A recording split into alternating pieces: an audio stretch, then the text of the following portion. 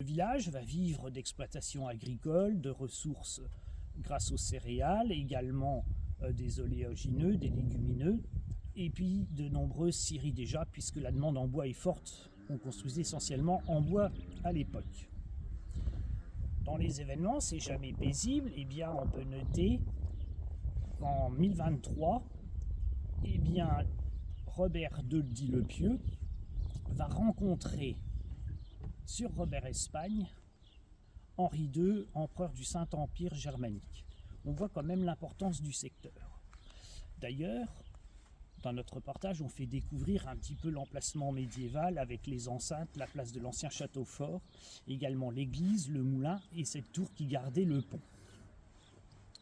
Les événements sont relativement calmes, mais s'enchaînent aussi. On va parler de la guerre de 100 ans qui dévaste la région entre Anglais, Bourguignons, les rivalités seigneuriales. Mais malgré tout, les comtes de Bar, puis plus tard le Haut-Duché de Lorraine et le Duché de Lorraine va faire face. Ce qui nous intéresse, c'est 1548.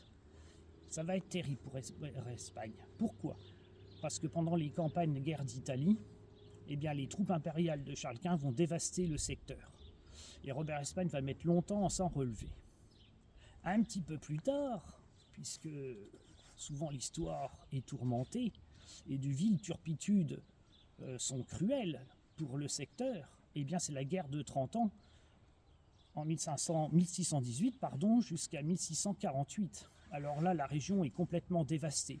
Croates, Soudards, Suédois, mercenaires espagnols et autres ravages. Il faut même souvent faire du rachetage, c'est-à-dire payer ces mercenaires pour éviter que les villages soient brûlés.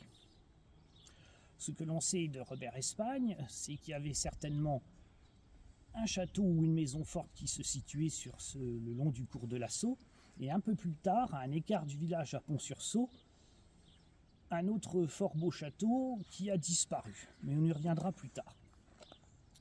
Malgré tout et la volonté, la paix se réinstalle et Robert Espagne se développe à nouveau, faisant une longue période de tranquillité relative. La Révolution, eh bien la Meuse n'est pas trop touchée, il n'y a pas comme les Vendéens, il n'y a pas de passage de troupes, et du coup c'est relativement épargné. Par contre, ce que l'on sait, c'est qu'à ce niveau-là, bien sûr, toutes les abbayes du secteur vont être saisies et mis sous biens nationaux et vendues, pour la plupart démantelées. Également la fin des privilèges, des taxes, des corvées et autres.